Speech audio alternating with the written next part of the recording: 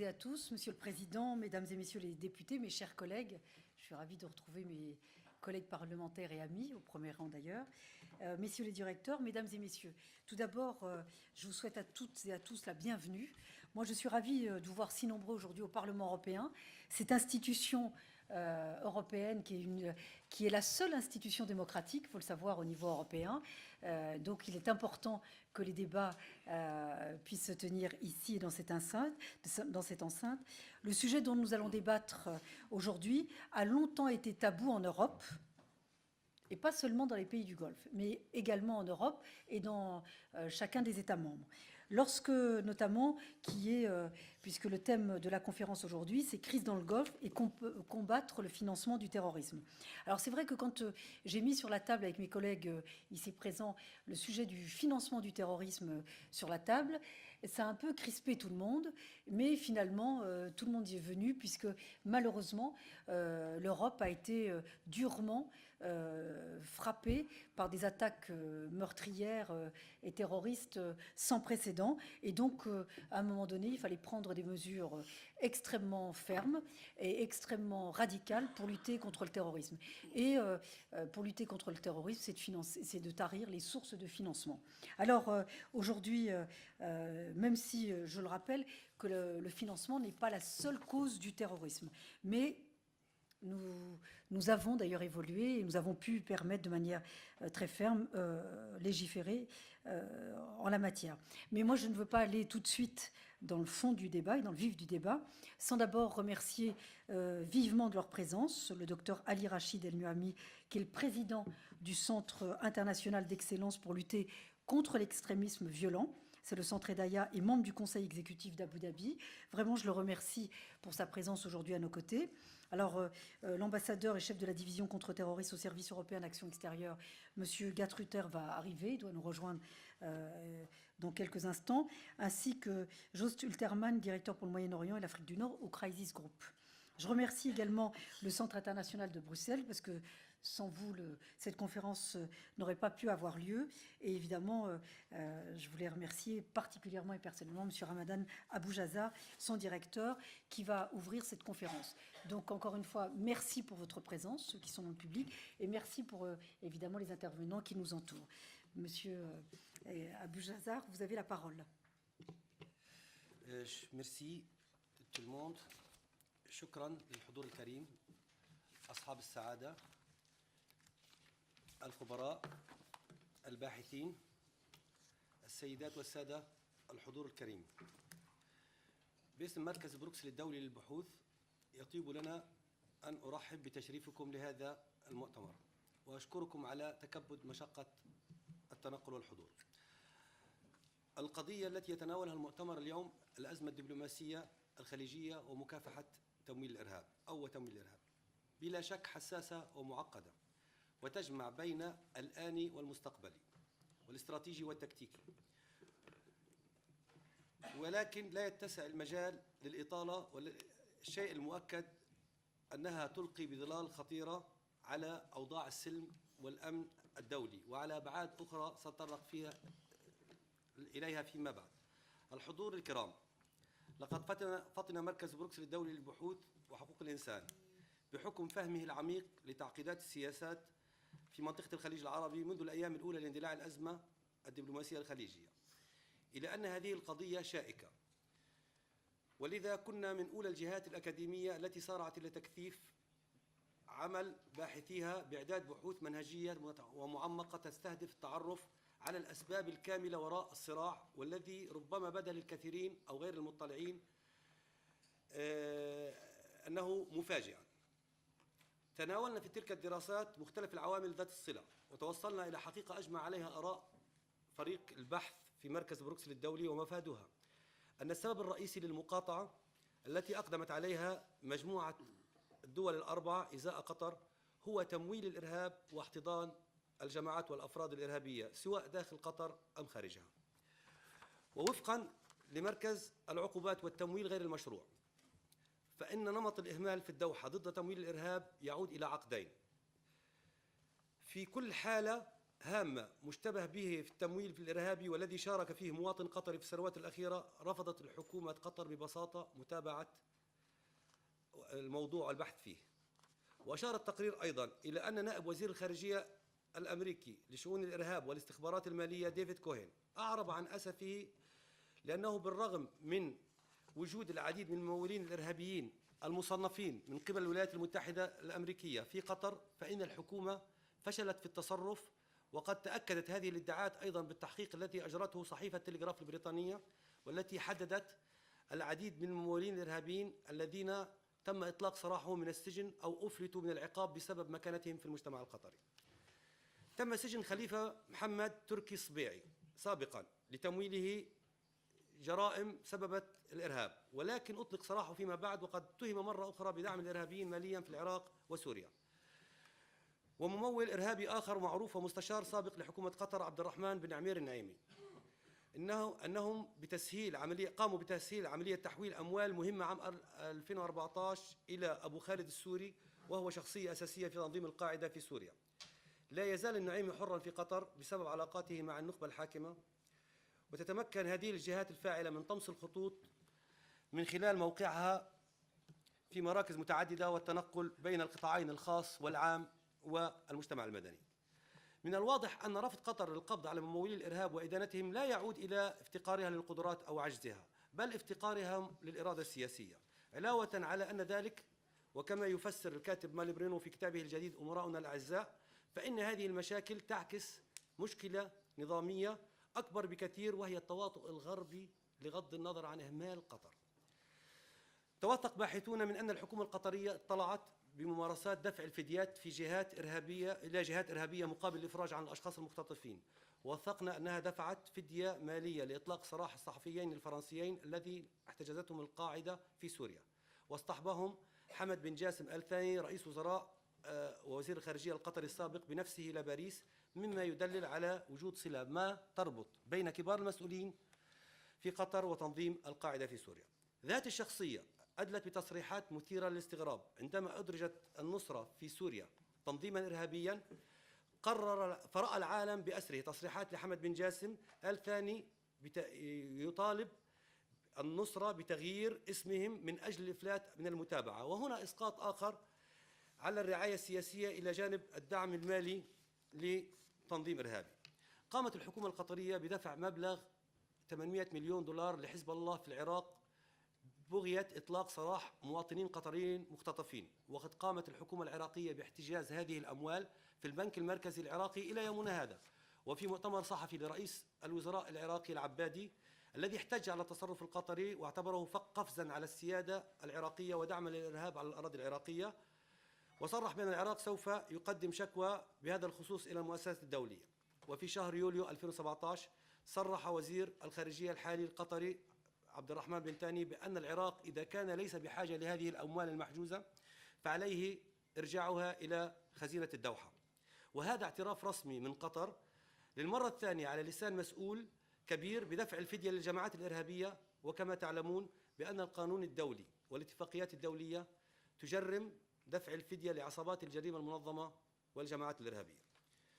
في مقابل هذا الموقف نجد من العسير علينا أن نتفهم الموقف الأوروبي من هذا التمويل المثبت وغير المباشر للتنظيمات والأفراد الإرهابيين، وخاصة أن بروكسل وباريس وميونخ وبرشلونة ولندن ومدريد كانت ضحية ضربات مؤلمة من الإرهاب الدولي. ومن باب أولى أن تتخذ المفوضية الأوروبية موقفا أكثر وضوحا من قضايا تمويل الإرهاب واحتضان الجماعات، والذي هو صلب الأزمة بين دول مجلس التعاون مع قطر، حيث استخدمت السيدة موغريني الدبلوماسية المبالغ فيها على حساب الاحتياج الأمني والسلم المدني للأوروبيين.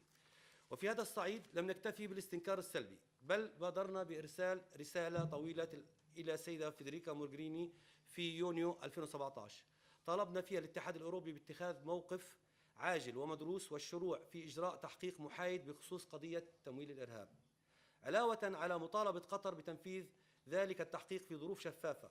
كما تضمنت مطالبنا أن يتم نشر تقرير لجنة التحقيق التابعة للاتحاد الأوروبي بشكل محايد وعادل. وذكرنا بشكل واضح أن خطابنا أن قطر تحتاج إلى مساعدة مدروسة للتخلص من آفة تمويل الإرهاب واحتضان الجماعات والأفراد المتهمين في قضايا تتصل بالتحريض واحتضان وتمويل الإرهاب. لقد تابع المركز القضية فائقة الحساسية، وتيقنوا بأن قطر لم تقدم على أي بادرة لإثبات حسن النية. وعلى سبيل المثال أن قطر لم تجري تحقيقا داخليا بشأن اتهامات مجموعة الدول الأربعة الموجهة لها، بل إنها عوضا عن ذلك هربت إلى الأمام بشروعها في تحالفات متعجلة مع إيران وتركيا. ولا يخفى على أحد بأن بحسب المنظور الأوروبي فإن تلك الدولتين هما الأسوأ قاطبة في الأعوام الأخيرة في منظور حقوق الإنسان والحقوق المدنية. وهنا نرى أن قطر لم تسعى لطمأنة دول الجوار وإزالة مخاوفهم، بل زادت تعقيدات الأزمة. عندما وصلت الأمور إلى هذه الدرجة من السوء، فرض علينا التزامنا الأخلاقي والعلمي والمهني أن نطالب بصدور توصيات فاعلة وعقلانية تحث دولة قطر على التوقف عن التمويل والتحريض، وأن تطلع بدور إيجابي في استقرار منطقة الخليج. إن تشابك العلاقات بين أوروبا ودول الخليج على أساس المصالح المشتركة وتعزيز الأمن والسلم العالميين وتحقيق التنمية المتبادلة يجعل من المنطقي والأخلاقي على دول الاتحاد الأوروبي أن تطلع بدور إيجابي لإيجاد حلول لهذه الأزمة التي إن طال أمدها فإنه لن يصب في مصلحة الأمن والسلم العالمي، بل يصب ويخدم في أجندة الجماعات الإرهابية التي تترعرع وتنمو في مثل هذه الأجواء الغير صحية، وقد تكون ضحيتها أيضا عواصم ودولا أوروبية. إن أعين العالم تتوجه اليوم إلى الاتحاد الأوروبي تنتظر منه معالجات ناجحة وتدخلا حميدا يستند إلى أساس راسخ من مبادئ القوانين الدولية والأوروبية، وتلبية لمتطلبات الأمن والسلم الدولي، وتحقيق مصالح الاتحاد الأوروبي وتحقيق مصالح شعوب المنطقة الخليجية والعربية، وتحقيق مبادئ العدالة وتلبية المتطلبات الأخلاقية. السادة والسيدات الكرام، في هذا المقام إن مركز بروكسل الدولي يوصي بالتالي: يوصي أن يواصل الاتحاد الأوروبي والمجلس الأوروبي للشؤون الخارجية العمل على إنشاء فرقة عمل جديدة تستهدف الجهات الداعمة ماليا للإرهاب في الشرق الأوسط، من خلال التركيز بشكل خاص على منع الجماعات الإرهابية من تحصيل الفدية. أن تواصل المفوضة العليا لشؤون الاتحاد الأوروبي بالشؤون الخارجية والسياسات الأمنية السيدة موغريني بمساعدة من المجلس والبرلمان الأوروبي بذل جهود كبيرة للضغط على قطر لممارسة الشفافية. ينبغي رفع ميزانية المبادرة العامة لمكافحة غسيل الأموال وتمويل الإرهاب المستعملة لرصد وإعاقة منع وتمويل الإرهاب إلى أكثر من 16 مليون يورو، وسيعزز ذلك بناء القدرات فيما يتعلق بالتتبع والاستيلاء والمصادرة. أن تلتزم قطر بوقف تمويل الإرهاب وتعطيله وتكثيف أنشطة مكافحة الإرهاب على الصعيد العالمي، وتنشر تقارير شفافة بهذا الخصوص. أن يسعى الاتحاد الأوروبي إلى إجراء حوار سياسي أوثق مع دول الخليج ودول مجلس التعاون الخليجي بشأن الملفات الإقليمية التي تشمل هذه القضايا. يوصي المركز أخيراً بتشكيل لجنة تحقيق أوروبية خاصة بالأزمة الخليجية بشأن تمويل الإرهاب واحتضان الجماعات والأفراد المتهمين بقضايا تمويل الإرهاب والتحريض عليه، على أن يقدم الاتحاد الأوروبي للمنظمات الدولية نتائج هذا التحقيق بحيث يمكن إنزال العقوبة للحالات المخالفة. أشكر السيدة داتي على استضافة هذا المؤتمر الهام، وأشكر الدكتور علي راشد النعيمي على تشريفنا وقبول دعوة المركز لحضور هذه، وأشكر الحضور والسيد جيتروتر والسيد هيرتلمان الذين شرفونا والذين سوف نستمع إليهم باستفاضة.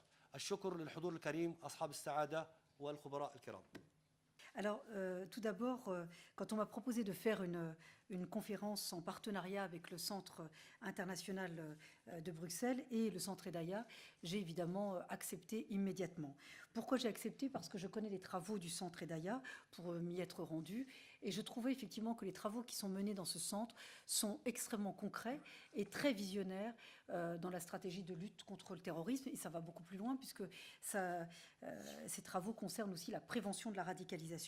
Donc, moi, je suis ravie de pouvoir avoir votre éclairage au sein du Parlement européen. Alors, en attendant les exposés très complets des autres intervenants, et compte tenu des contraintes de temps, je vais aller droit au but en vous expliquant d'ailleurs les actions que je mène au sein du Parlement européen. Donc mes actions, elles se déclinent sous plusieurs aspects, puisque ce sont de nombreux déplacements et de nombreuses rencontres, des déplacements dans les pays qui sont concernés par le terrorisme, et puis des rencontres avec des chefs d'État, des chefs de gouvernement, que ce soit aussi des ministres des pays concernés, et puis également avec des chefs de renseignement, les responsables de renseignement dans les États membres européens, mais aussi dans les pays tiers.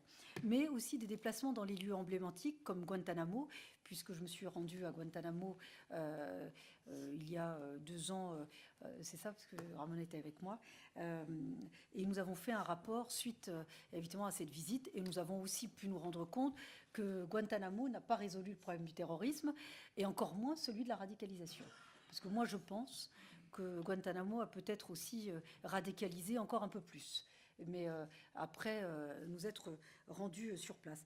Je me suis également rendue à Riyad à l'invitation des autorités saoudiennes pour pouvoir découvrir le centre de déradicalisation qui a été ouvert à Riyad, et évidemment toutes les actions qui sont menées pour pouvoir déradicaliser, notamment d'ailleurs des détenus qui venaient de Guantanamo.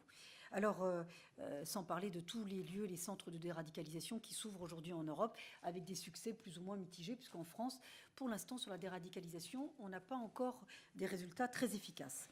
Mais mes actions et mes propositions s'inspirent de ces déplacements, de ces rencontres. Et puis de tout cela, on rédige des rapports, on fait des propositions qu'on fait voter au Parlement européen. Je peux vous dire que les actions et les propositions que j'ai fait voter au Parlement européen, elles ont toujours été adoptées à une très très très large majorité, tout groupe politique confondu. Donc ça démontre bien que sur ces sujets-là, il n'y a pas de débat politicien à avoir. Alors, mon combat contre le terrorisme, mais aussi contre la radicalisation, ce sont des combats qui sont très anciens, qui ne datent pas des attentats de 2012 ou de 2015, mais qui remontent depuis les années 90. Rappelez-vous, puisque la France, par exemple, a connu des attaques terroristes dans les années 90, avec d'ailleurs les événements en lien avec les événements qui se passaient en Algérie en particulier. Mais c'est pour cette raison d'ailleurs qu'en janvier 2015, à la suite des attaques terroristes à Paris, on m'a demandé et on m'a confié un rapport au Parlement européen pour faire des propositions pour prévenir non seulement la radicalisation de certains individus, mais aussi pour prévenir le recrutement de citoyens européens par des organisations terroristes. Alors ce rapport, je l'ai fait, comme je viens de vous le dire, adopté à une très large majorité en novembre 2015. Nous l'avons fait en quelques mois. 2 semaines précisément après les attentats du 13 novembre 2015, qui, je le rappelle, ont fait 130 morts et des centaines de blessés. Et donc, ces propositions n'ont pas fait non plus débat, et je voulais décliner. D'abord, nous avons demandé qu'il y ait la suppression des contenus illégaux sur Internet et l'engagement de la responsabilité pénale des géants d'Internet en cas de non-coopération. On ne peut plus accepter que Internet, puisque pour l'essentiel de la radicalisation, on a constaté que c'était ou Internet ou les prisons. Et donc sur Internet, on ne peut pas avoir des géants d'Internet qui gagnent énormément d'argent. On a d'ailleurs un débat en Europe sur la fiscalité, parce qu'ils ne payent pas tant d'impôts que cela. Ils ne peuvent pas gagner beaucoup d'argent en laissant prospérer sur la toile, dans leur réseau, dans leurs tuyaux, des discours de haine, des discours d'apologie du terrorisme, et également, et je le dis puisqu'il y a de nombreux représentants de pays musulmans, des discours de dévoiement de la religion musulmane. Parce que ça aussi, c'est un point important qu'il faut rappeler. Donc, évidemment, je considère que si les géants d'Internet ne démontrent pas qu'ils sont activement engagés à supprimer ces contenus, qu'on puisse, en cas d'attaque terroriste ou de radicalisation, les attraire devant les tribunaux, avec les sanctions pénales adéquates.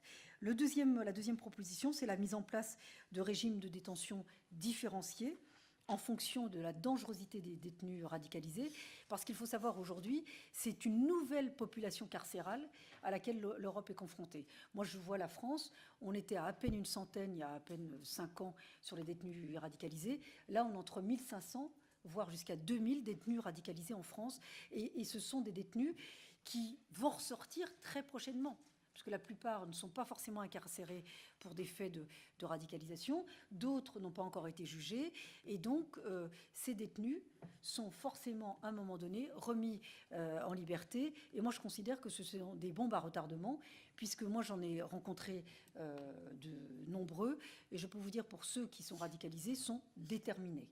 Moi, je ne crois pas sur ce type de profil à une déradicalisation. Donc, il faudra prendre des mesures pour effectivement pouvoir les mettre à l'écart de la population carcérale parce qu'ils contaminent les autres et ils le font très très bien pour avoir vu comment ils pouvaient entraîner d'autres dans la radicalisation. Et puis, pour ceux qui sont déterminés, ne pas les remettre en liberté ou sans surveillance ou en tous les cas sans rétention.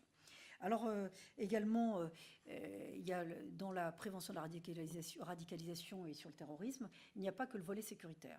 Il y a un volet d'éducation à avoir, et éducation au sens le plus large qui soit. Éducation, certes de manière pédagogique, académique, dans les écoles, les universités ou autres centres de formation, mais également d'un point de vue culturel. Parce que moi, je suis atterrée de voir ce que des jeunes peuvent croire. Parce que quand vous avez des vidéos hollywoodiennes où on leur dit, si vous commettez des actes terroristes, on leur montre presque une maison avec une piscine où ils sont en train de siroter un cocktail en disant c'est ce que vous aurez dans l'au-delà, je trouve que franchement, c'est totalement criminel. Donc il faut effectivement qu'ils puissent croire ça. Et ce sont, voilà, vous avez des individus qui sont limites dans la compréhension, mais vous avez aussi des profils extrêmement intelligents. Donc, on a un rôle éducatif et culturel à jouer dans la prévention de la radicalisation.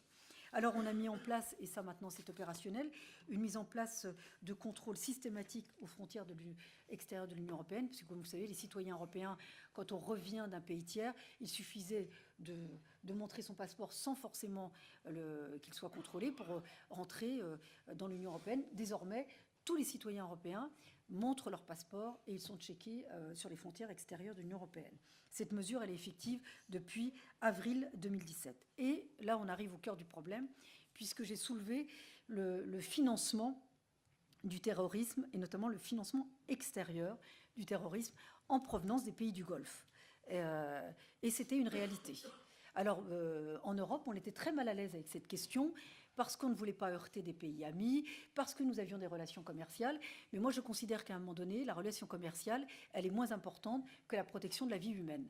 Et on ne peut pas exposer des populations uniquement pour pouvoir vendre diverses choses que vous connaissez très bien. Donc, j'ai mis sur la table la question du financement de la part de certains pays du Golfe. Alors, on peut avoir une petite nuance de dire que certains pays, peut-être pas tous, finançaient pas l'action terroriste en direct, mais en tous les cas, ils finançaient, en connaissance de cause, des individus, des associations, des organismes dont l'objectif pouvait conduire à la radicalisation et que, pour certains, cette radicalisation pouvait conduire au terrorisme. Et donc, à un moment donné, il fallait mettre ce sujet sur la table. Moi, j'ai été soutenue par mes collègues parlementaires parce qu'effectivement, ça a créé un peu de débat. Aujourd'hui, il n'y a plus de tabou sur cette question. D'ailleurs, même les pays concernés, maintenant, ne montrent pas de blanche concernant ce financement. Mais il est clair que certains pays du Golfe ont clairement financé ces actions terroristes. Donc, c'est vrai que sur ce financement, moi, j'ai souhaité que désormais, nous ayons une traçabilité des flux financiers en provenance des pays du Golfe et que ces pays-là nous donnent, en tous les cas, un gage, une garantie que tous les financements extérieurs soient tracés et qu'ils puissent eux-mêmes les contrôler et qu'ils puissent, évidemment, nous rendre compte sur cette traçabilité. Alors, quand je faisais ce rapport, je ne voulais pas mettre en cause directement ces pays. Donc, j'ai écrit à l'ensemble des dirigeants de ces pays, à l'ensemble des autorités de ces pays. Personne n'a répondu, pensant, une fois de plus, qu'on allait peut-être mettre la poussière sous le tapis. Mais nous avons persisté, et en l'absence de réponse, on a fait adopter une proposition en disant qu'effectivement, maintenant, nous allons exiger plus de transparence sur ces financements. Et quand ils ont vu qu'ils étaient nommés dans le rapport et que cette proposition a été adoptée, comme par hasard, j'ai reçu des réponses des pays concernés. Et là, j'ai eu des réponses très claires. Par exemple, le Qatar m'a envoyé en détail la législation adoptée pour lutter contre le financement du terrorisme dans le pays, et notamment les financements extérieurs. J'ai également noté avec attention l'accord qu'ils ont signé avec les États-Unis sur ces questions. Donc, maintenant, il faut voir si cette législation est effective et opérante. Mais ça, nous avons, nous, parlementaires européens, responsables politiques au sens large, une responsabilité pour contrôler et vérifier l'effectivité de ce type de législation et puis la volonté politique de ses dirigeants. Les autorités saoudiennes m'ont invité à venir voir tous les efforts déployés pour lutter contre la radicalisation. C'est comme ça que j'ai pu effectivement visiter le centre de déradicalisation à Riyad, discuter avec des détenus, enfin des personnes dans ce centre, pour la plupart, comme je vous le disais tout à l'heure, qui venaient d'ailleurs de Guantanamo. J'ai été assez impressionnée d'ailleurs par les investissements faits dans ce centre. Alors, on peut me dire que forcément, quand vous êtes invité par les autorités, on vous montre ce qui marche. En attendant, il y avait quand même des personnes qui venaient de Guantanamo, et pour avoir rencontré ceux qui venaient de Guantanamo ou qui étaient à Guantanamo, ce sont quand même des profils très durs. Et donc, en tout cas, la prise en charge était effective. Ensuite, je me suis rendue au centre Edaya à Abu Dhabi. Et là, effectivement, je salue le travail de qualité, les travaux de recherche, les experts, les psychologues, les responsables politiques. C'est vraiment, moi, pour ceux qui ne le connaissent pas, je vous invite à aller dans ce centre de recherche parce que les travaux sont très riches, très complets. Et puis, tout le monde contribue. Et ça peut venir de nombreux pays. Et d'ailleurs, je crois que ce centre ouvre la porte à l'ensemble des chercheurs ou de ceux qui voudraient conduire des travaux un peu plus approfondis. Et donc, moi, je salue en tout cas les travaux du centre Edaya. Et si ça pouvait prospérer, ça serait aussi pas mal. Alors, ça ne veut pas dire que tout ça est parfait et que tout marche bien et que maintenant c'est fini. Donc moi je considère que sur le financement, il faut être encore à l'affût et être très vigilant. Moi j'aimerais qu'on puisse aboutir sur l'accord qu'on a fait adopter entre les États-Unis et l'Europe sur justement sur cette traçabilité, cette surveillance des flux financiers, puisque l'accord que nous avons avec les États-Unis a permis de déjouer des attentats terroristes et a permis également de tarir des sources de financement pour des organisations ou des associations qui avaient des visées de radicalisation ou des visées terroristes. Donc quand on a comme ça un véritable j'allais dire, traquage ou traque des financements, ça peut marcher. Donc je souhaite qu'avec ces pays du Golfe, nous puissions y aboutir. Alors, et donc on pourra mieux détecter et donc mieux appréhender et donc mieux empêcher ces attentats terroristes. Parce que les terroristes sont toujours plus malins que les pays et leurs dirigeants. Ils ont toujours, je dis toujours, ils ont un code pénal d'avance sur ceux qui légifèrent. Et donc plus nous serons alliés, plus nous allons resserrer les mailles du filet. Parce que pendant très longtemps, et on l'a vu en Europe, hein, avec d'ailleurs les profils des terroristes, pendant très longtemps, il y a eu des effets d'aubaine en disant ils sont plus laxistes en Grande-Bretagne, donc mieux protégés en Grande-Bretagne ou en Belgique ou en France. Donc ces individus faisaient effectivement le tour des États européens en fonction des législations. Et on l'a vu que par exemple en Grande-Bretagne, quand il y a eu des attentats terroristes, je peux vous dire qu'ils ont expulsé de nombreux individus auxquels ils avaient accordé une protection. En Belgique, c'est pareil. Et donc plus nous allons resserrer les mailles du filet, plus les terroristes vont comprendre qu'ils n'auront plus aucune chance de pouvoir prospérer. Et donc cette coopération que nous avons menée en Europe, nous souhaiterons effectivement la voir avec les pays du Golfe, pour pouvoir évidemment poursuivre cette lutte contre la radicalisation et la lutte contre le terrorisme. Alors, je viens de vous le dire, on est plus efficace en Europe quand on a compris que l'échelon pertinent de lutte contre le terrorisme et la radicalisation, c'est l'échelon européen. Parce que chacun dans son pays, on n'y arrivera pas tout seul. Et on a vu que dans toutes les actions terroristes, ces criminels avaient des liens dans les autres pays européens. Et donc, moi je pense qu'au niveau des pays du Golfe, malgré la crise, l'outil pertinent, je sais que, je vous le dis très franchement, pour y être allé et avoir rencontré les responsables de cette autorité, cette institution, c'est pas parfait, ça marche pas si bien que ça, c'est le Conseil de coopération du Golfe. Mais moi je pense que ça serait l'outil pertinent de coopération avec l'Union européenne. Dans ce Conseil de coopération du Golfe, je pense que nous pourrions mieux agir et être plus efficaces pour lutter contre le terrorisme. Donc peut-être que c'est aussi ça peut être une occasion et un prétexte. La lutte contre la radicalisation et le terrorisme, ça peut être un moyen aussi de résoudre cette crise du Golfe. Parce que moi, je considère que l'Europe n'a pas à faire de l'ingérence dans les pays du Golfe, mais cette région ne peut pas être en crise indéfiniment. Parce que plus vous serez en crise, plus vous allez être impacté par le terrorisme et la radicalisation. C'est dans l'intérêt de personne que cette crise puisse continuer à prospérer. D'ailleurs, il en va vraiment de la stabilité régionale et de la lutte contre l'obscurantisme dans cette région si effectivement ce Conseil ne marche pas bien et si cette crise n'est pas résolue. Mais les autres intervenants pourront en parler de manière plus approfondie. Donc, moi, vous l'aurez compris, je souhaite ici m'adresser aux députés, aux ambassadeurs, aux journalistes, aux leaders d'opinion, que nous comptons sur vous, qu'on a besoin de vous pour lutter contre la radicalisation et le terrorisme. Et je me permets juste un petit mot. Vous connaissez mon parcours, vous connaissez mon identité, vous connaissez ma vie. Moi, je ne supporte plus, et ça fait longtemps que je le dénonce, pendant très longtemps, on a instrumentalisé les Européens de confession musulmane.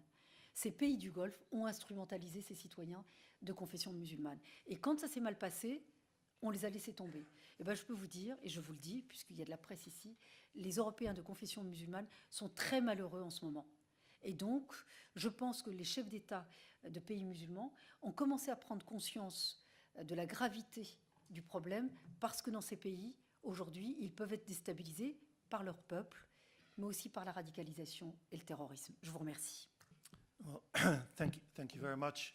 Thank you to the organizers for inviting me here. Very happy to be here. My organization, the International Crisis Group, is an independent, non-partisan organization. We do research in areas of, or near areas of armed conflict to speak to the primary actors. I just returned a couple of days ago from a 3-week journey to Iran, Iraq, Saudi Arabia, UAE, and Turkey. Speaking with leaders in all these states. Quick visit, obviously, 5 countries, but very important impressions. And so I want to talk a little bit about what I've heard and how that relates to this particular issue that is the focus of this get-together. I first want to say that we have, as an organization, a problem with the definition of terrorism. Terrorism is in the eye of the beholder. And for some, jihadists are terrorists. For others, any political opposition are terrorists. The term has become deeply politicized. From an analytical point of view, it's totally useless. And especially the conflating of political opposition with jihadists is dangerous because for each, you need to find a tailored solution. And when you conflate very different groups of actors, some violent, some non-violent, some of particular ideology, others of another ideology, then you're going to fail in your countermeasures. So I'm going to make 8 points. That was the first one. The second one is I have a problem with the issue of financing. Not that I think it's not an important issue. It is an important issue, and it must be addressed. But it is only one issue in tackling the problem of jihadism that we see. For tackling jihadism, we need a political strategy that might even have a military component, as we have seen in the case of fighting the Islamic State in Iraq and Syria, even in Libya. But it also requires a much more concerted effort at looking at what drives these groups. Because it is not just ideology. Ideology is a part of it. But we also have seen that the ideology of the jihadists has been around for a very, very long time. And the question is, why did it gain traction to the extent that it has, only so recently? And it is because many states in the Middle East have collapsed, and civil war has evolved. And these groups thrive in situations of armed conflict. We've seen it in Syria, we've seen it in Yemen, we've seen it in Libya, we've seen it in Iraq. And we will see it in other places where states collapse. And I don't think we've seen the end of state collapse, unfortunately, yet in the region. But we should work very hard to prevent a further collapse. So we need to have a more comprehensive, all-inclusive strategy, of which financing is definitely a part. Now, to look at the Gulf in particular, before 2014, before the situation in Syria really went south, there was money coming from the Gulf, from all parts of the Gulf, no exceptions. And it was mostly from individuals, not from government. But there were no particularly strong financial controls, some better in some countries than in others, but generally this was a real problem. And there was a lot of money laundering going on. So money was sent to legitimate sources who then passed on the money to less legitimate sources, and they passed on the money to yet again other sources that were involved in armed insurgency, which was the original intention. And the problem is that the different Gulf states ended up supporting different groups in the Syrian civil war. And if the Syrian insurgency has failed to remove the regime, it is really because of the competition between the different Gulf states and how they spend their money. Now, after 2014, that money was restricted much more because financial controls were enforced much better in the Gulf states. And so that ended it. What did not end was Qatar's support for political opposition. And that, of course, had rankled Qatar's partners in the GCC, in the Gulf Cooperation Council, especially the UAE and the Saudi Arabia. And so this has been a source of conflict between them from that period. Some say it's of much longer standing. It came to a head last June, as we all know. But to the extent that Qatar has supported political opposition that is also active not only in North Africa or in Syria, it's also active in the UAE and other places, it has been seen as a threat by the UAE and to a lesser extent by Saudi Arabia. That is understandable. At the same time, Qatar will argue that the UAE and Saudi Arabia have tried to change the regime in Qatar. There are at least 3 attempts in 1996, in 2005, and most recently in 2017. So the accusations fly back and forth, and of course this is not a very healthy environment. Now, what is fortunate and different from other conflicts in the region is that so far this conflict has been fought strictly with money. And money usually only goes so far because you cannot buy people very effectively for a long time. But the money has been spent on groups. I already mentioned Syrian opposition and insurgent groups. It's been spent on PR firms that propagate the message from the respective governments that pay them. It's going to media outlets that use their channels to feature people who will denounce the other side, and it's being used in proxies. And some of the public events that we have seen and that we are attending currently are also part of this spending of money.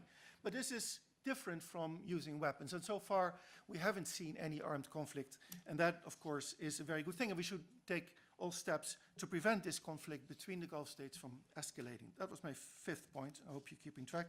I am. Point number 6. The real problem in the region is one of an issue of clashing visions and a sort of a cognitive dissonance in what the Gulf states stand for. And it started really with the Arab uprisings in 2011. Because the Arab uprisings unleashed 3 forces that had existed, but hitherto had been still in their box, let's call it. One is Iran.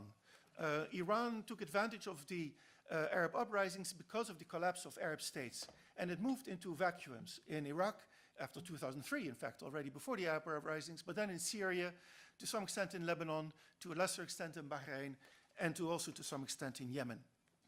And so Iran took advantage of the weakness of the Arab state system to extend its influence and arguably to defend its proxies, which came under threat.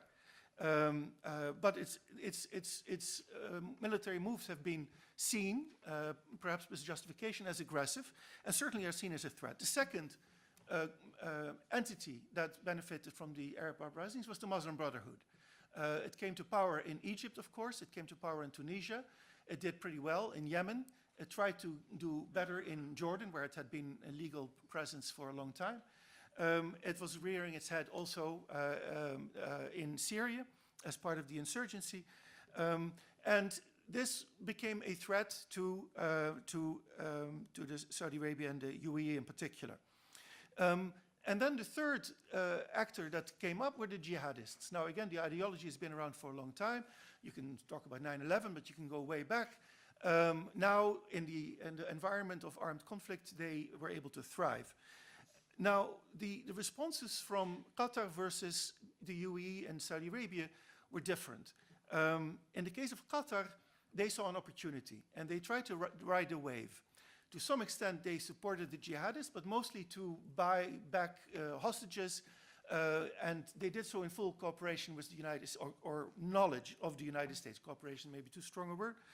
But in any case, and they saw the Muslim Brotherhood gaining ground in a number of countries that I mentioned, and tried to take advantage of that in order to promote their own brand and to promote business. Because the Muslim Brotherhood was the only organized and disciplined group other than the secular regimes that had just collapsed in Egypt and elsewhere.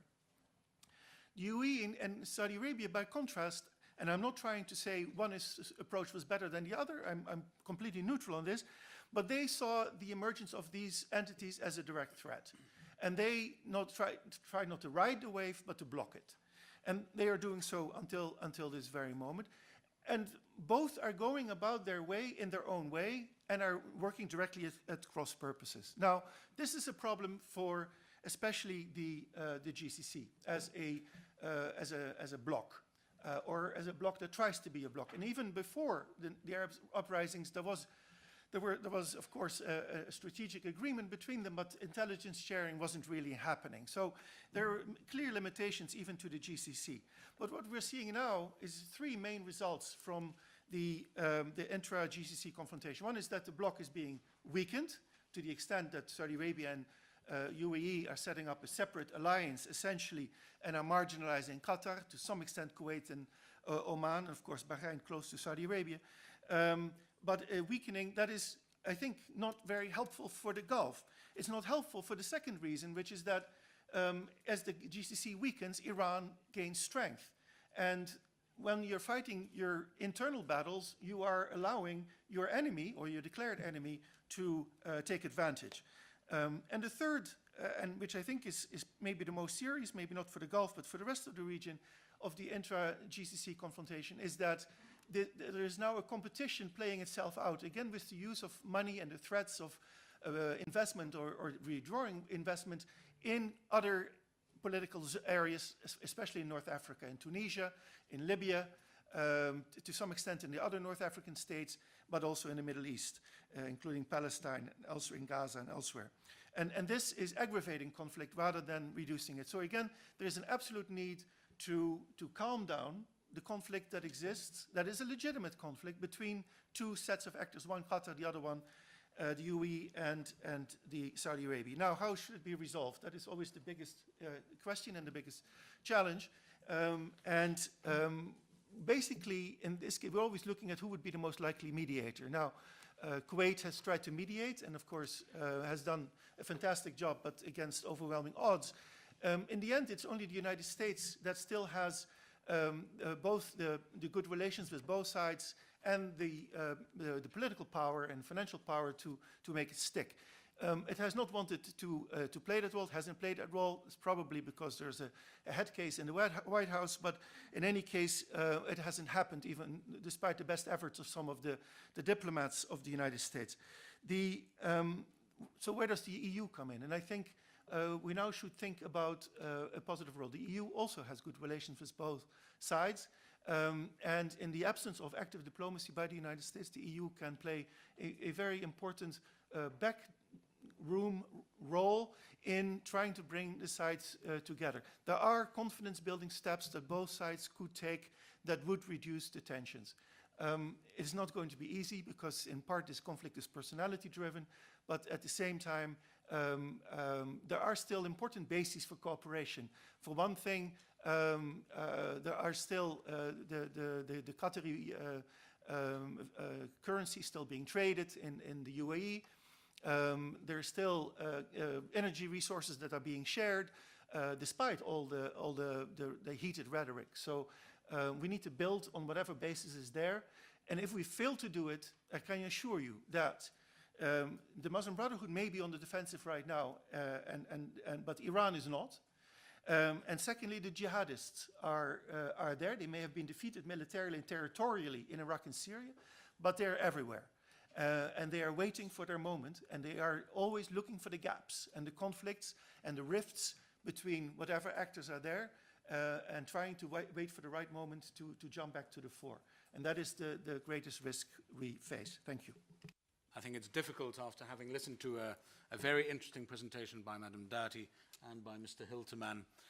But I'll take off where you left off, really, and that is whether there is a possibility for the European Union to play any diplomatic role whatsoever in trying to resolve a crisis which has, of course, been going on for way too long and, of course, weakens the countries to an extent which makes them unable to face the serious challenges that actually affect them. We, of course, would be happy to work with the Kuwaitis, and I think we've said this in the past, we've said this publicly. If the Kuwaitis feel that an effort of some kind from the European Union would be helpful, we're certainly ready to explore that.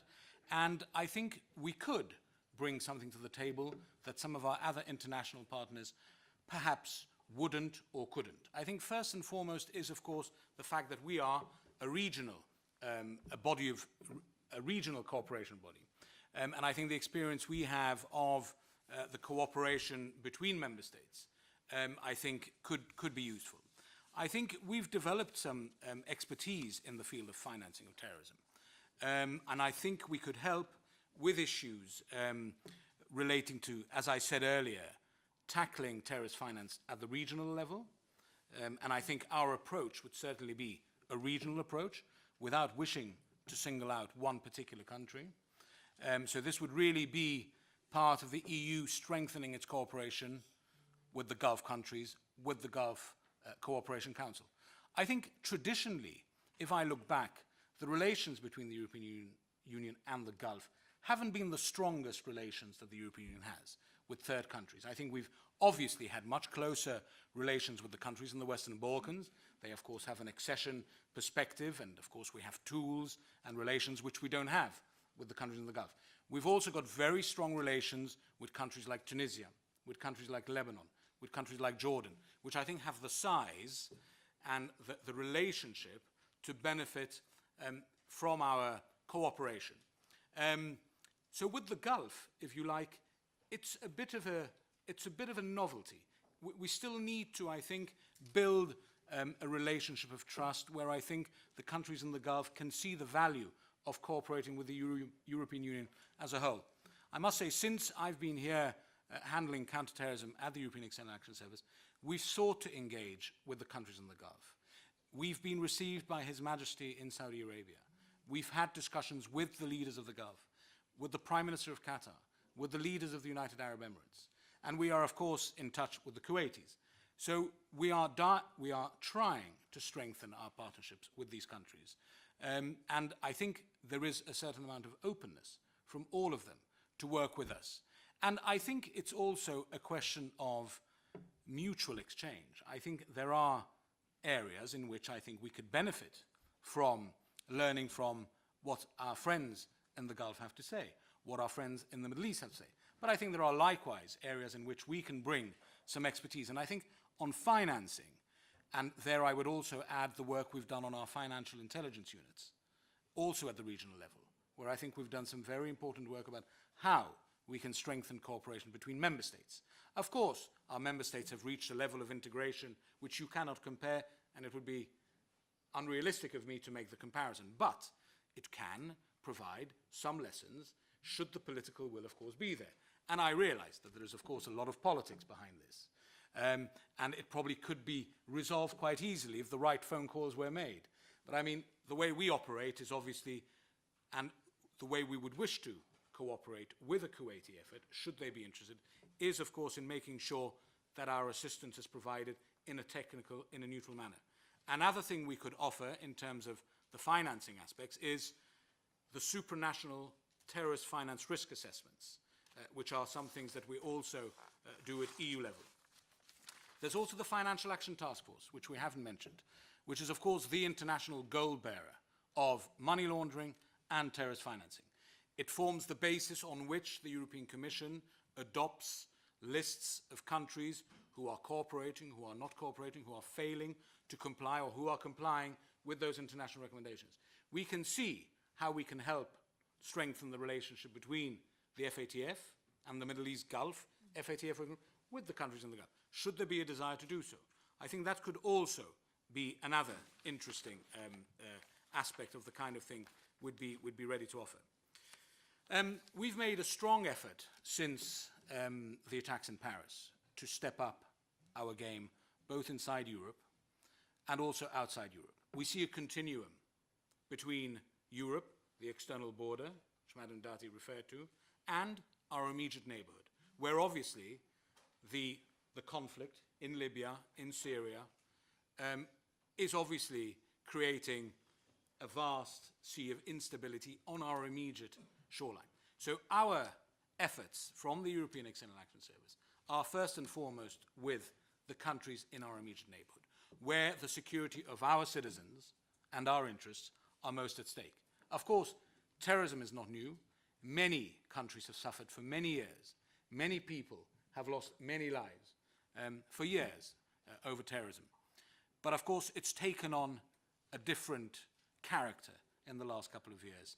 And I think at the internal level, we've taken important legislative measures to make it more difficult for EU citizens to travel to Syria, criminalizing that offense. We're taking measures to increase protection at the external border. That's very important, of course, for our international cooperation with the Americans, with the Russians, and with others. So, of course, what we do at the external border is extremely important. Information exchange, of course, we have an area of liberty and free circulation, which, of course, we want to protect in Europe. But, of course, in order to do that, we need to make sure that information is shared efficiently between member states and within member states, dare I say, where there has always been a difficulty between the security services and the law enforcement services, which we saw in the United States in the past. So these are things where I think there have been improvements because, of course, of real need at the EU level. And we're keen to try and bring that to our immediate partners. Of course, we don't always have the leverage. We don't always have the tools. Money is not everything. Someone said that, and I agree that money only gets you so far. I think you need political will. You know, you need to have leverage to try and bring about some of that. But of course, real and genuine political will must come from inside, must come from the people, the domestic audience. I think that's the real generator, I think, of political will. And of course, without that, it's very difficult to have a lasting impact on our partner countries, including in the Gulf, and their efforts to counter terrorism, to counter financing terrorism. This brings me to the question of ideology, which of course is a question, an issue, and definitely an issue when discussing the Gulf. And if we look at the influence that has reached all parts of, or a lot of parts of Africa, a lot of parts of the Western Balkans, where the practice, the local and traditional practice has changed considerably in the last 10 to 20 years. We've seen those changes.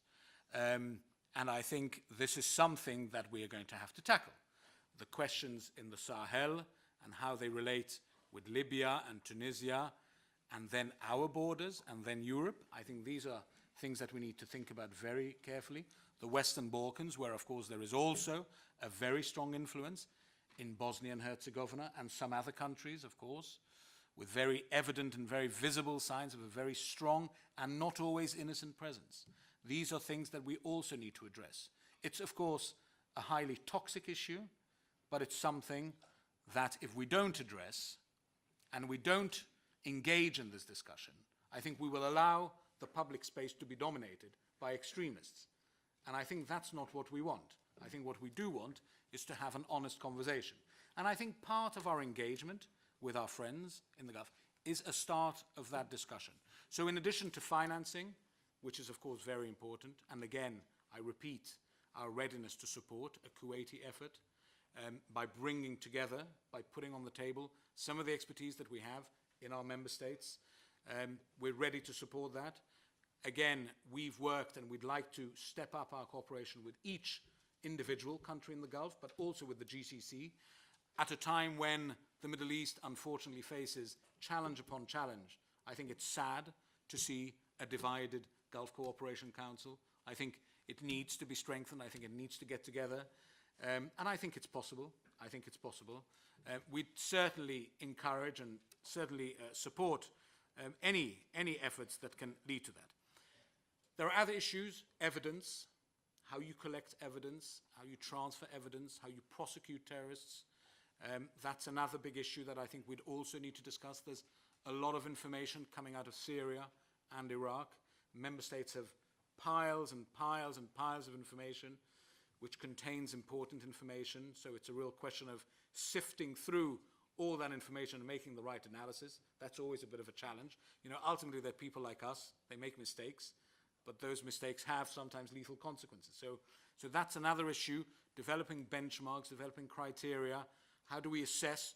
When do you decide to share with another member state that a certain person has crossed the line? You know, when does that person cross the line? How do you know he's crossed the line, or she? Part of an issue as well, returning foreign terrorist fighters and their families. How do we tackle that? How do we exchange information better with countries in the region, with Turkey, through which most of our citizens have traveled to join the fight in Syria and Iraq? Anyway, so what I'm trying to say is there's a whole range of issues related to terrorism, and they're all very political and they're all very technical. I think there is a political aspect to all of them, and there are technical aspects to all of them. So I'm hoping that through some of the expertise we have, we may be able to help. Should, of course, our partners in the Gulf be interested. On the directive that you mentioned, yes, that's the centerpiece, if you like, the fourth anti-money laundering directive, which was, of course, adopted following some of the attacks, and it's part of the overall effort to make it more difficult for terrorists to obtain the means, including the finances, to carry out attacks. I think it's had an impact. I think it's more, generally speaking, I think it is more difficult. It doesn't mean there aren't loopholes. There are loopholes, obviously. There's a lot of individuals who are moving money around. There is legislation, and then there is implementation. I mean, legislation is very important, and many countries have adopted legislation to correspond with the FATF, you know, but something on paper doesn't necessarily mean that it's being implemented. So I think you need political will and you need technical support, and we're certainly ready to help with that. Thank you. Good afternoon. First of all, it's an honor for me to be part of this panel, and also I'd like to thank all of you to be part of this, because I believe that we all are part of a fight against extremism, not only terrorism, because the root of terrorism is extremism, and we will not be able to counter terrorism unless we counter extremism. And this is for the best interest of humankind, for everybody, to have a better world for our kids, for the new generation. And actually, I am engaged within these things because I feel that this is a noble cause, that each one of us has to devote some of his time and knowledge and resources to create a better world for our kids. I agree with some of what mentioned in the panel that, you know, the issue of financing terrorism is part of a whole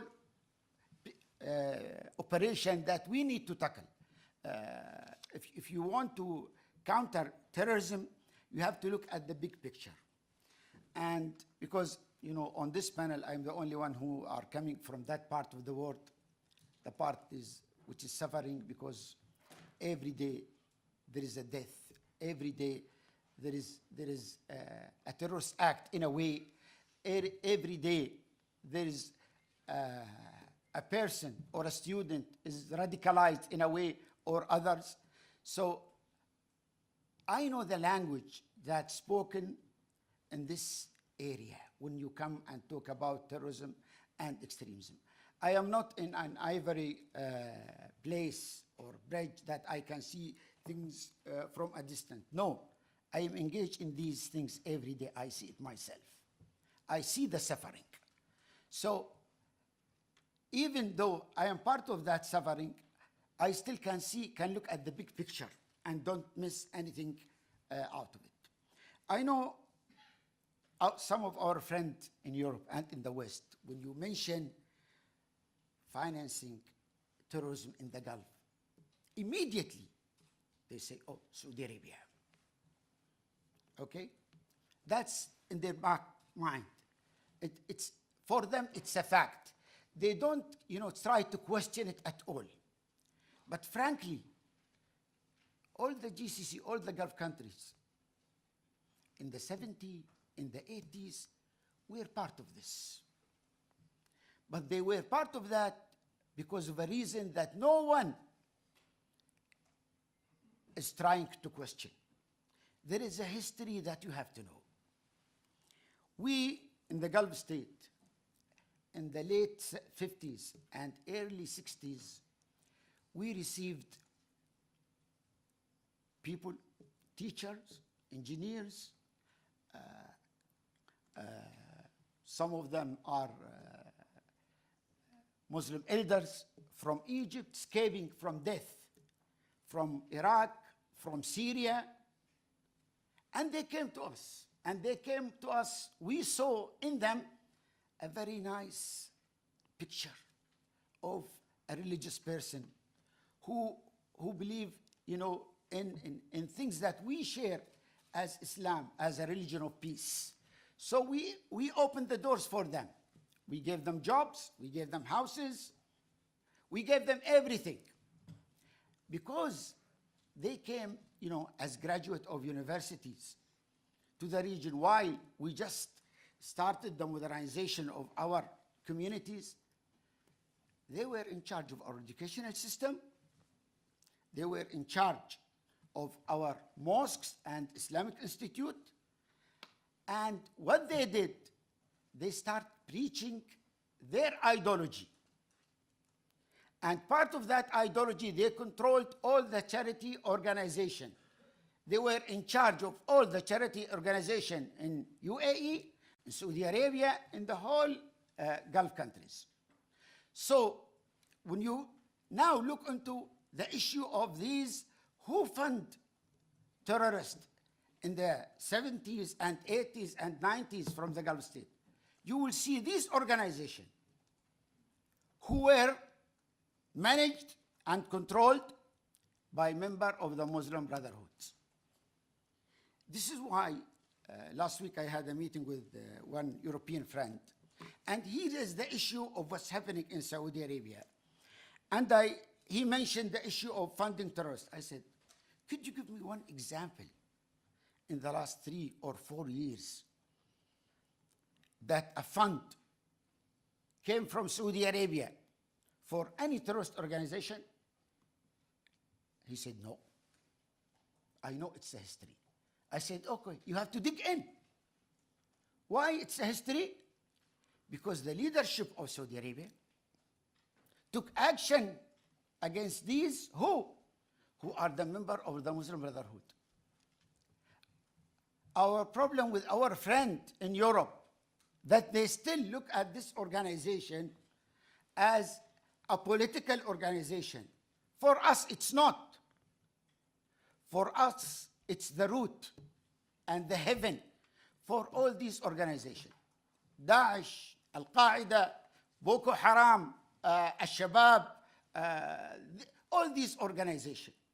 That's a lie. Okay, I'll give you the... I mentioned Taliban, for instance. No, I will.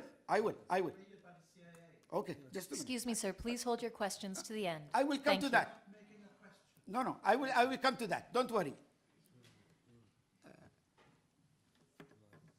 So I want just to ask one question. Why the Muslim Brotherhood was created? The founder of the Muslim Brotherhood, Hassan al-Banna, when he created this organization, he created this organization for one reason: to have what? The caliphate back. Anyone here want what Daesh, ISIS had created in Iraq and Syria? This is their cause. When you mention Taliban, for us, I want you to know this. For us, Taliban is a terrorist organization. And we, in the UAE, we were the first from the region to partner with the NATO to send our kids in Afghanistan and to fight Taliban till now. No, our fighters, UAE forces. Okay, okay. I'll prove later on. Maybe I'll discuss this with you. But if you look into that, you will find out that we fought Taliban in Afghanistan, and we were after Al Qaeda in Afghanistan, in Yemen, in Somalia, in Mali. We always walk the talk. But Sir, it is not your time to speak. If you will please wait until the end of the proceedings, we will make time. I appreciate that. Thank you very much for your insight and passion. Please wait until the end of the presentation. I thank you for your passion. so let me go back. You know, now in the region we have a fight against extremism. And I want everybody to understand this. The fight that the Crown Prince of Saudi Arabia, Prince Mohammed bin Salman, is leading against extremism in Saudi Arabia, it's our fight. It's the world fight. His success and the impact of the success will be not only for Saudi Arabia, not only for the region, for the whole world. Extremism is the threat not to a certain country. And no single country will be able to counter extremism by itself. Excuse me. You will please hold your questions until the end, or else we will have to remove you from the room. Thank you. And Excuse me, sir, did you hear me? If you do not hold your statements until the end, we will have to remove you. I am sorry, but we are on a strict timeline. okay. I will listen to you when I finish. Okay, listen. Okay, nice. You know, when I say we all have to, this is our fight. We all should be engaged in countering extremism. The reason is this. We have globalism, not only in business and trading, it's in everything. And I'll give you an example. Many European countries, now they have Al-Qaradawi on their blacklist. They don't allow him to come to Europe. But actually, he is every day and night in Europe. Not only in Europe, everywhere. Because every week, he is on Al Jazeera, promoting what? Promoting a narrative that creates extremism. Al-Qaradawi on Al Jazeera, he was the first person to endorse the suicide bombers. He received the question on Al Jazeera, and he endorsed that, and he praised who commit this. So we need a collective effort to counter extremism. And we need a serious one. And in order to do so, I think there is a role that the European Union can do. Any country will not succeed in countering extremism and counter-terrorism unless they have a national CE plan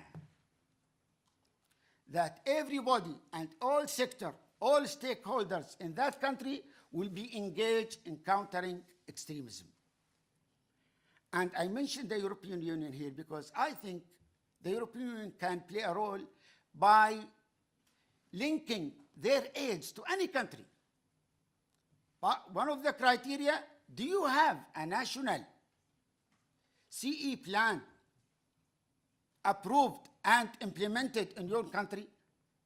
If you do so, you know, I think that will have great impact, especially on the Middle East, Africa, Central Asia, Southeast Asia.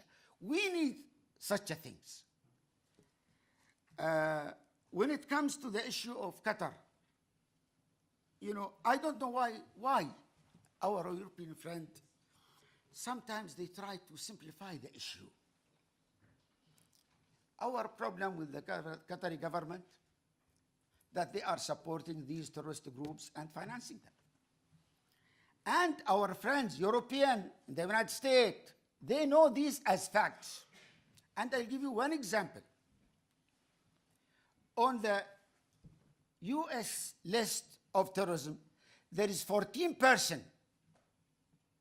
on that list living in Qatar, enjoying a lifestyle that many of you wish to have it, still acting and traveling to area of conflict and working on financing Shabab movement in Somalia, Al-Nusra in Syria, and Daesh and Al-Qaeda in Yemen. Some of these 14% still active. And the ones who are not Qatari are traveling by Qatari passport with a different name to carry on the same mission. We don't have a political, issue with the Qatari. We have certain demands related to what? To stop funding and supporting terrorist organization. That's it. Do you want us to tolerate a person that Al-Qaradawi goes on Al Jazeera and endorse the suicide bombers and say that's fine, that's a freedom of speech? Do you think this is a freedom? Sir, you are delaying us. We need to wrap up. And if you continue to interrupt us, other people will not have the opportunity to speak. Okay. This is not your forum. So, the issue with the Qatari is not related to what they are trying to show the world, that we have different political view about certain cases. No. We are fighting terrorists everywhere. And our position from the Qatari, we are doing it on behalf of the world. The world is what's asking us. Our European friend, the American friend, they were asking us to stand up, speak up against terrorism. We did so. But someone in our backyard, he's supporting this. Do you want us to look blind at him and, forget about it? And they are threatening us. I want to mention this. Some people sometimes find the Saudi Arabia is having such a position against Qatar. Two of the suicide bombers that did in Saudi Arabia, they entered Saudi Arabia with a Qatari passport. And our European friend, our American friend, they are aware of it and they know it. So what I want to wrap up is this. I think terrorism is a threat to all of us. And we all have to, come together, put hand in hand, work together, and don't play politics when you deal with terrorism. We have to be sincere in countering these terrorism, and especially when it comes to the jihadists. Who are the jihadists? When you look into, you will see that the root of all these jihadists is the Muslim Brotherhood. Last week, the American classified Hasm as a terrorist organization. For the last 4 years, we were saying, hey, look, this group, which is part of the Muslim Brotherhood, get their order from Turkey. This is a terrorist group. Finally, they were convinced that this is a terrorist group and should be classified as a terrorist group. So, if I may wrap up, that this is not a single country fight, not a Saudi fight, not a UAE fight, it's the world fight.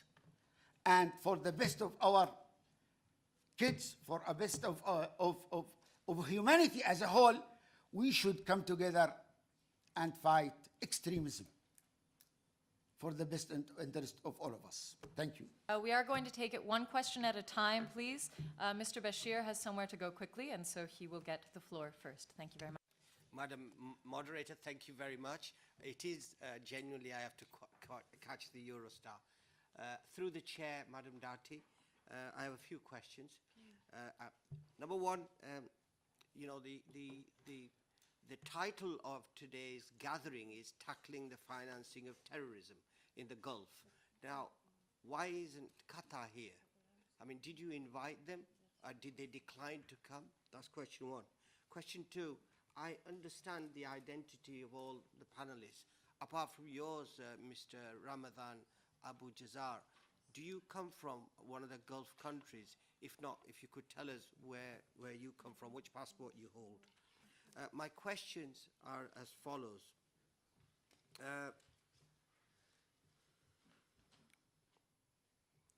My questions are as follows. Statements were made by Ms. Dati. Ms. Dati, you know that we are all actively engaged in trying to help genuine refugees.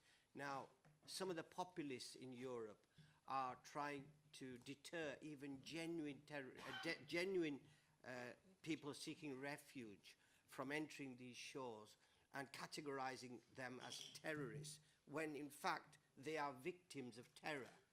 Only 1 million of them are landed on our shores, and Europe gave them a sanctuary here, but 67% of 67 million live in the countries and the neighboring countries like Lebanon, Jordan, Turkey, Pakistan, and with the Rohingyas now in Bangladesh. So really, as Europeans, as MEPs, we have to tackle this narrative that these forces put about, that a significant challenge is posed by these refugees.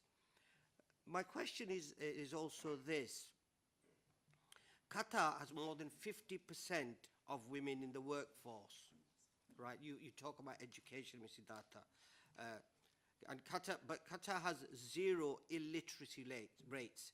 Saudi spent billions on Salafi schools around the world. Qatar doesn't imprison journalists or to citizens over comments they post on social media. On all global indices of economic, social, and political freedom, Qatar fared better than Saudi Arabia. Why are we not trying to help Saudi follow the same path? I will have to leave, but my staff are here. They would be interested to hear your replies. Thank you.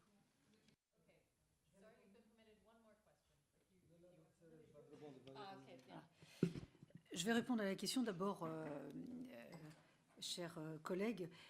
Moi, je suis à ce titre aujourd'hui comme intervenante, partenaire certes, mais parce que j'étais effectivement en charge de cette question et des rapports et les actions sur la lutte contre le terrorisme et la radicalisation, comme vous le savez. Ça, c'est la première chose. Je ne suis pas la puissance invitante, donc si le Qatar a été invité, il faut voir avec les organismes, les deux think tanks qui ont fait les invitations. Moi, je ne suis pas la puissance invitante. Moi, je suis responsable politique, en charge de dossiers très précis, avec des propositions très précises que j'ai mises sur la table, qui, comme vous le savez, nous l'avons adoptées ensemble, nous les avons adoptées ensemble en séance plénière. Ensuite, le monde n'est pas binaire. Le Qatar n'est pas parfait, l'Arabie Saoudite n'est pas parfait. Donc, moi, tout ce que je peux vous dire, je ne veux pas faire d'ingérence et de me dire qu'il y a plus de femmes qui travaillent, plus de femmes à l'école, moins ou ceci. Je pense que le modèle qatari, il y a aussi beaucoup de choses à dire. Voilà. Donc moi, c'est aussi ma conviction. Ça ne veut pas dire que l'Arabie Saoudite est beaucoup mieux, puisque reprenez le rapport que nous avons adopté tous ensemble. Je pointais du doigt aussi le régime saoudien. Donc le sujet pour moi n'est pas de dire le Qatar c'est mieux, l'Arabie Saoudite c'est moins bien. Je dis simplement que nous voulons lutter contre le financement du terrorisme et notamment financement des actions terroristes au niveau européen et notamment de financements qui viennent de l'extérieur. Donc voilà l'objectif et l'ordre et la nature de mes propos.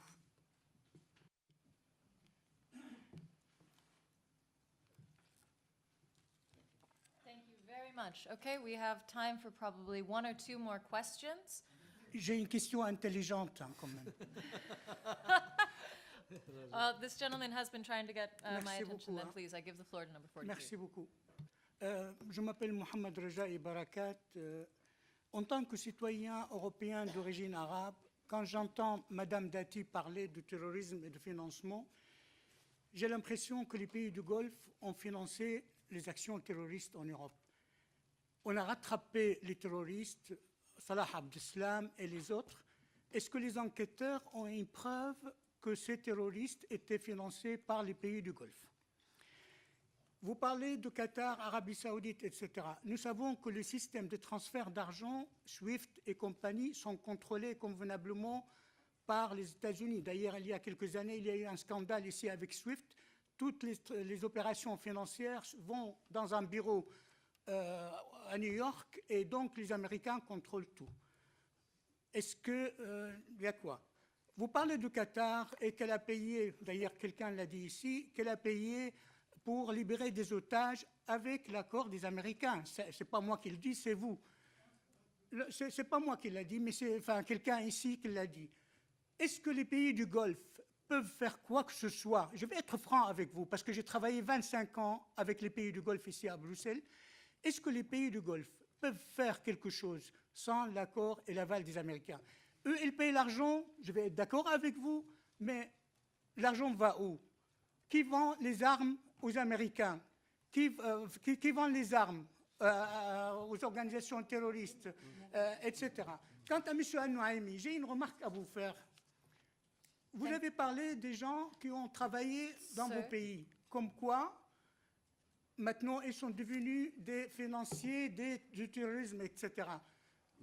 Il y a les gens qui travaillent, les Jordaniens qui ont travaillé dans le Golfe. Il n'y a aucun qui a fui le régime de roi Hussein. Les Palestiniens, la même chose. Les Sir, Égyptiens excuse me. aussi. Excuse Il y avait me, des sir. contrats pour les engager à travailler Alors, là-bas. monsieur, la salle Et est... enfin, non, mais et attendez, monsieur. enfin, je vous dis La une salle chose. doit For the sake être of libérée à time, Je 16 heures. m'adresse aux pays du Golfe. Cessez de financer. Vous financez des organisations, des instituts les uns contre les autres pour vous taper dessus. Okay. On en a assez en tant Thank que you very citoyens much for arabes, your réfugiés comments ici today, en Europe, sir. We etc. invite you to the reception Alors, afterwards. juste, je vais vite répondre. Il y a plein de sujets qui sont mélangés. Alors, monsieur, vous avez posé une question intelligente. Moi, je vais vous répondre pas du tout intelligemment, mais de manière plus subtile et nuancée, si vous me permettez. Donc, à vous l'intelligence, à nous peut-être la nuance. Voilà. Et la nuance, souvent, sur une nuance, vous pouvez emporter et faire provoquer des drames. De dire pendant 25 ans que vous avez travaillé avec les pays du Golfe, ça n'est pas mon cas. Moi, je vous parle, j'ai été magistrat, j'ai été garde des Sceaux, donc sur les aspects sécuritaires et pénals, j'ai un petit peu d'expertise. Donc sur les financements, en disant avez-vous des preuves, les Salah Abdeslam ou autres, sachez que les procès n'ont pas eu encore lieu, qu'on n'a pas eu encore de condamnation, mais les enquêtes ont démontré que ces gens-là ne se sont pas levés un matin en ayant trouvé dans leur lit ou dans leur maison des armes, une stratégie et une idéologie. Donc il faut bien que ça vienne de quelque part. Donc il y a quand même des faisceaux d'indices qui démontrent aussi, oui, peut-être pour vous point d'interrogation, pour moi c'est pas point d'interrogation. Donc sinon tout le monde n'aurait pas adopté les mesures que nous avons mises sur la table, et d'autre part, il n'y aurait pas un engouement aujourd'hui pour que tout le monde, évidemment, y compris les pays du Golfe, sont aujourd'hui très allants pour pouvoir coopérer sur ces questions. Sur l'accord SWIFT, j'étais dedans avec les États-Unis. Vous savez très bien que pour l'Europe, c'est pas simple. En France ou pour tous les États membres, vous ne pouvez pas avoir une traçabilité sur certains flux financiers. Si vous voulez avoir une réponse sur une transaction, vous demandez aux États-Unis s'ils veulent bien vous répondre. Voilà, s'ils veulent bien vous répondre. Donc, moi, je plaide pour que l'Europe, nous ayons une traçabilité entre les pays du Golfe ou tout autre pays tiers sur tous les transactions financières ou les flux financiers entre l'Europe et les pays du Golfe. Voilà. Sur le reste, vous avez la responsabilité de vos propos sur lesquels je ne me suis pas exprimée. Donc, puisque la subtilité ou la nuance répond à l'intelligence. Voilà, monsieur. De l'opération Rameau d'Olivier menée par la Turquie actuellement dans le nord de la Syrie, opération extrêmement dangereuse étant donné que ça réactive la radicalisation des cellules qui sont actives à la fois en Turquie et en Syrie, et que Al-Nusra, Ahrar et un grand nombre de groupes armés sont devenus les supplétifs de l'armée syrienne. Et d'ailleurs, tout le narratif, c'est combattre les Kurdes athées. Et donc, est-ce qu'on peut dire aujourd'hui qu'à côté de la Turquie, il y a un pays arabe qui est engagé dans l'opération Rameau d'Olivier, nommément le Qatar, qui, comme chacun le sait, est très proche de Recep Tayyip Erdogan et du terrorisme qu'il a entretenu pendant des années. Merci.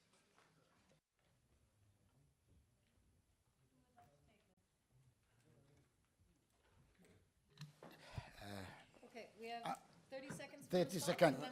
You see, unfortunately, what's happening now in North Syria is avoiding the real enemy that should be fought and going to the Kurds. In Idlib, there is about 2 million population, and that area is controlled now completely by al-Nusra. And you know, when you have a population of 2 million who doesn't have jobs, nothing to do there, it's a great opportunity, huge potential for recruitment for this terrorist organization.